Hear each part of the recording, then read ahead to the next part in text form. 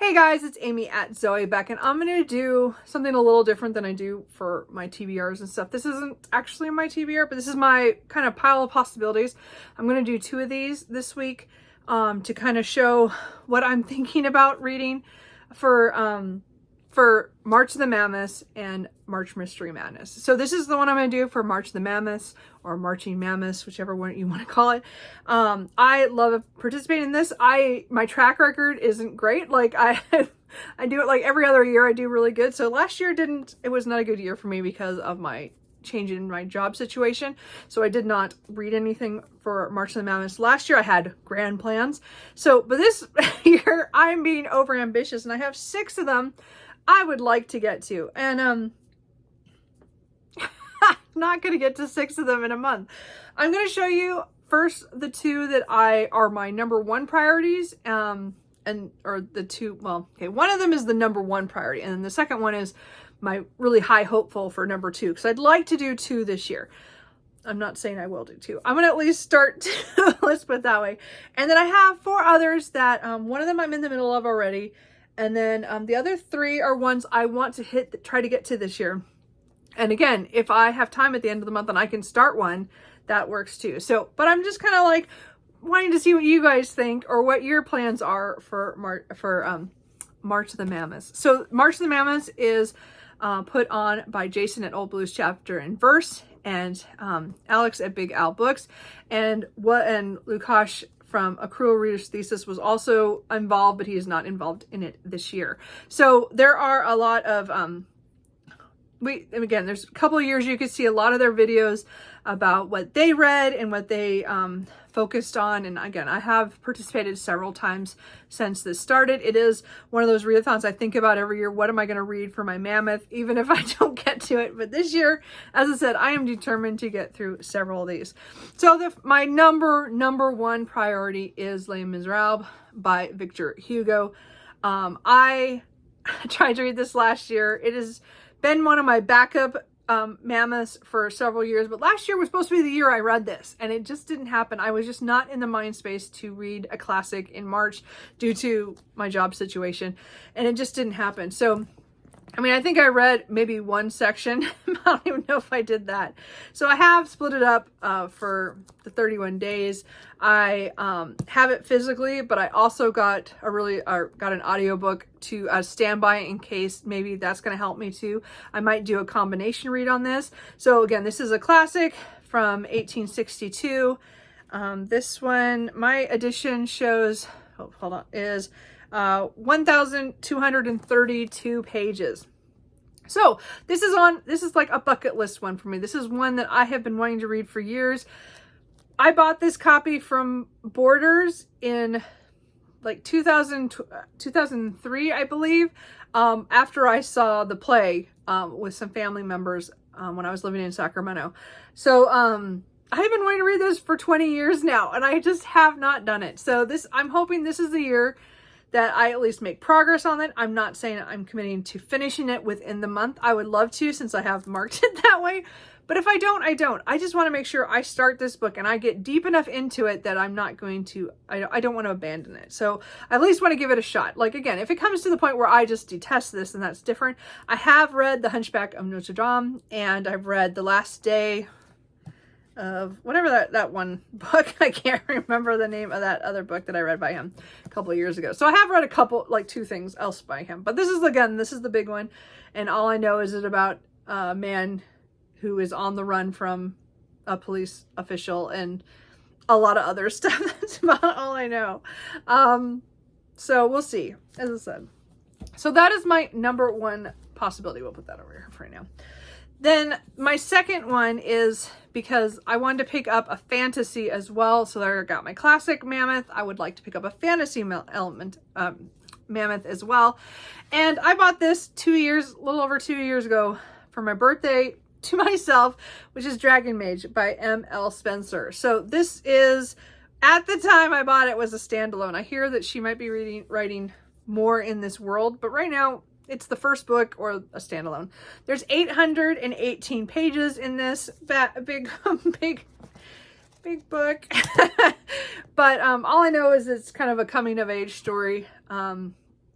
about who finds out that this young man finds out, Aram, I think, finds out he has some kind of gift.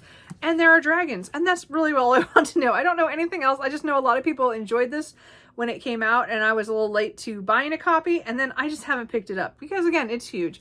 So my goal is to at least start this sometime this month. But, you know, as I said, my priority will be Les Mis, but I would really like to read this one as well. And again, both of these I'd like to get done within the month because I know I can do it. Page count wise, as I said, because this is 1,232 and this is 818.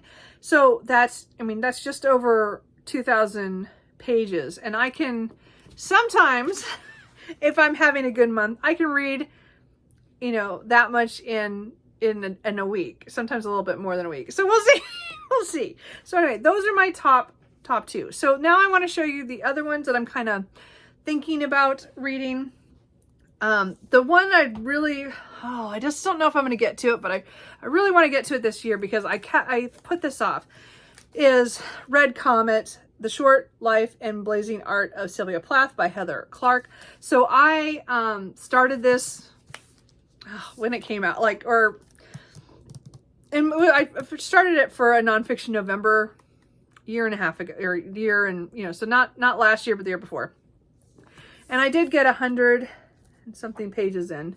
Oh, I got pretty far, 190 pages in. And then I just needed a break because, you know, I could only read so much about things going on in Sylvia Plath's life. I just took a break, and I did not mean to not come back to it. So I do have the audiobook for this as well. But I have the physical too. As I said, Sylvia Plath is one of those people I want to read more on. I just need to get through this one. And it's one everybody has talked about. And again, I just want to read this. So, this is one that I have started, but that I could continue to finish because I'm not counting the notes. It looks like it's 941 pages. And, so even with what I read, it would be just under a mammoth size, but it's still a mammoth book. So I would like to make some progress in this. If it turns out I have some time on audio that I can do or something, I'm not sure. But I think I want to try to get to that. If not, hopefully later this year. I really want to get that book done. Another book that I'm kind of hesitant about is on my translated works, and that is IQ84. Or 1Q84 by Haruki Murakami. This is, I have the split up copy. Let's see, I can't remember who translated his stuff here on this one. Oh, where's the sheet?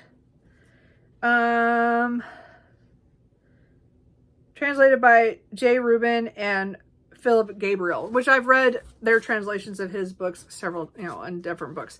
So anyway, this is one of the big ones I have left. I have 2 big books and a couple small books still left. I'm just trying to clear off what I have on my shelf. Now, he's published other stuff, and I've just stopped buying because he is somebody that, I can only read every once in a while, and I've also think I might be past reading his stuff anymore. But this is one I bought a second copy of this so I could have the broke up version, because I had the big white copy as well. So this one, as I said, is broken up into 3 parts, and in the end, where's the page count? Is 1,157 pages. So this one is not one I would want to read all these this next month. But I think I want to at least read section 1 and get started on it maybe. I know that's, it's upside down. It would help if no, I'm upside. What is going on here? 387 pages is this first section. So I figure if I at least could start it, then I'd start it at a mammoth. And as I said, I could break it up and try to read it this year. I don't know anything about the story of this or what the plot is. There's nothing on this copy. So I don't know what it's about. I'm sure it's weird, and that's about all I know. So that one's also a possibility. And then I have 2 fantasies I would like to get to. Another standalone one I'd really like to try. Well, there's a prequel coming out, as you all know, But I've never read The Priory of the Orange Tree by Samantha Shannon. I've never read anything by this author, and I've really wanted to try to get to this early in this year so that I know if I want to get the prequel later. I'm not going to get the hardback. I'll wait till it's till it's out. It's not. This one is just, let's see here. The story itself ends yeah, just over 800 and hold on, maybe 820. About 820, and then there's a glossary. So it's still over, as well as like just like the other one, it's just barely over the 800 mark. Did I say that the Mammoths have to be over 800? I meant to say that. Anyway, so this one is again, it's a fantasy. I think it has to do with dragons and has multiple characters. I don't know anything beyond that except that a lot of people like it. And again, it's another one of those big fantasies I'd like to try and get to. So this again is on the list of possibilities. But the other one, the last one I want to show you, is The Way of Kings by Brandon Sanderson. I have the split up copies, the two sections. So if you read them to, if I read both of them, 530 and 590. So that's like 1,120 pages. But I would like to, like, again, this is another one where I would like to start it at least and get started in this, because this is the Stormlight Archives is his big series that I have not started yet in his Cosmere. I would like to read a couple of these this year, because I know book 5 is supposed to come out maybe end of next year, 2024. I'm not sure, something like that. I don't remember now. Point is that I figure I have to read all these massive ones before that. And I also, before I read farther into Mistborn Era 2, I wanted to read some of the Stormlight Archive that come before the books that before the end of that series, because I guess there's supposed to be some Cosmere crossover. I mean, I still need to read Elantris too, but mostly, I mean, Stormlight Archive is where I haven't even started of the Cosmere, so I want to start that fairly soon. So I thought I could read at least, or start one of them. Again, the first book is the 590. So we'll see. As I said, it's another way to start a lot of Mammoths. I might not finish them all, but you never know. So those are all the ones that I would like to read. Again, my priority ones are these two. And I think these will be the ones that you'll see on my TBR. But what do you guys think about the other ones? Which ones of those should I focus if I get through any of these other ones and I have time? Should I do one of the split up ones like the Murakami or the Sanderson? Or do you think I should try to finish off my nonfiction? I don't know. Or even try the Priory. Let me know.